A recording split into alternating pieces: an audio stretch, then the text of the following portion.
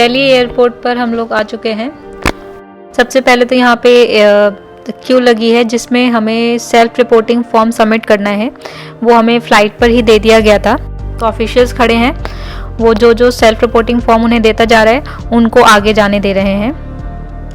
फिर आगे जाकर दूसरी लाइन लगी हुई है, उसमें पैसेंजर्स से उनके पासपोर्ट्स डिपॉजिट करवा रहे हैं।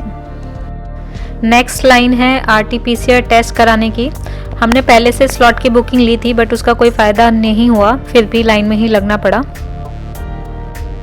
11 बजे के आसपास हमारा RT-PCR टेस्ट हो पाया था। उसके बाद लॉन्च एरिया में जाना था।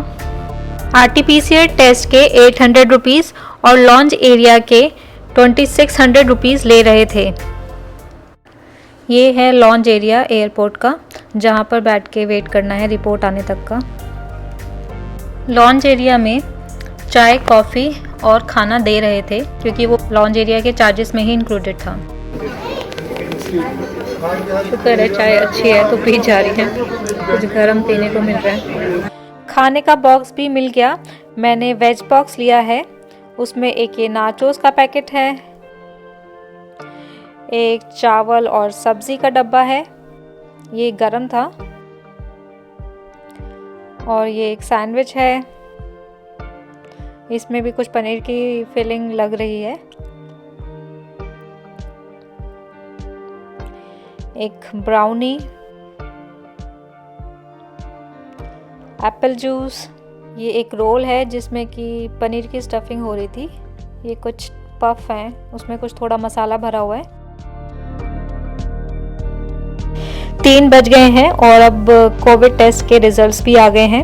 जो अनाउंस कर रहे हैं उन्होंने बता दिया है वैसे तो कि जो फ्लाइट में सारे पैसेंजर्स हैं उनका सबका नेगेटिव आया है, तो कोई टेंशन की बात नहीं है। इसके बाद जिसकी कनेक्टिंग फ्लाइट्स थी उनको जाने दिया जा रहा था। दिल्ली में स्टे करने वालों को क्वारंटीन में रहना था 7 डेज़ के लिए, या तो फ्री फैसिलिटीज़ में जो कि थी तेरापंथ भवन में, और या फिर पेड फैसिलिटीज़ में जो कि थी होटल्स में। और ये जो मैंने लिस्ट लगाई है ये कुछ होटल्स थे जिनमें से आपको चूज़ करना था कि आपको कौन से होटल में रुकना है, तो आप अपनी पसंद का होटल चूज़ कर सकते थे इस लिस्ट में से ही। जिन्हें होटल जाना है अब उनको अलग बिठा दिया है, तो काफ़ी ज़्यादा टाइम लग रहा है क्योंकि जितने भी सारे पैसेंजर्स थे तो धीरे धीरे सबसे पूछ रहे हैं, तो सबको इकट्ठा कर रहे हैं। तो बाकी जो कनेक्टिंग फ़्लाइट्स वाले जो पैसेंजर्स हैं वो तो जा चुके हैं, हम लोग जो होटल वाले हैं वही हम लोग बैठे हैं। और अभी तो 4:30 बज चुके हैं, देखते हैं कितना टाइम लगेगा, अभी कब लेके जाएंगे हमें। काफ़ी कियोस मचा हुआ है, ऐसा लग रहा था जिन ऑफिशियल्स को ये काम दिया गया है वो लोग बहुत ही कंफ्यूज्ड हैं और उनको मतलब एक तरह से ढंग से अपना काम करना नहीं आ रहा कि जिसकी मतलब किस तरीके से काम को जल्दी से और एफिशिएंटली कर दिया जाए। इसकी वजह से जो लोग वहाँ पे सब इकट्ठे थे वो थोड़ा सा भड़क भी रहे थे और उन सब की बहस भी हो रही थी। एंड एवरीवन वाज लाइक कि हमें दे दो, हम तुम्हारा काम कर देंगे, जल्दी कर देंगे। कि बहुत ही एक्चुअली लॉन्ग फ्लाइट थी, सब लोग बहुत ही ज़्यादा थके हुए थे, पूरी रात भी ऑलमोस्ट निकल ही गई थी जागते हुए, और अब यहाँ पे बाहर लाके खड़ा कर दिए थे तो इसलिए और भी ज़्यादा लोग फ्रस्ट्रेट हो रहे थे। यहाँ पे कोई बैठने की जगह नहीं थी तो सब लोग फिर नीचे कारपेट पे ऐसे ही बैठ गए थे। फाइनली अब बैगेज कलेक्शन के लिए हम लोगों को नीचे लेके जा रहे हैं।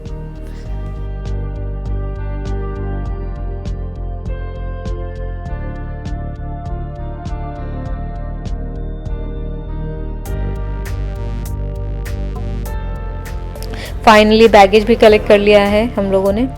अब फिर से यहाँ पे वेट किया था काफ़ी देर, 1 घंटे के करीब, क्योंकि ये लोगों के पास पासपोर्ट थे, ये लोग खुद ही कंफ्यूज हो रहे थे कहाँ है, किसका कहाँ पे है, किसको कौन से होटल में लेके जाना है। तो इस बात की बहुत ज़्यादा कंफ्यूजन हो रही थी जो ऑफिशियल्स थे उन लोगों को।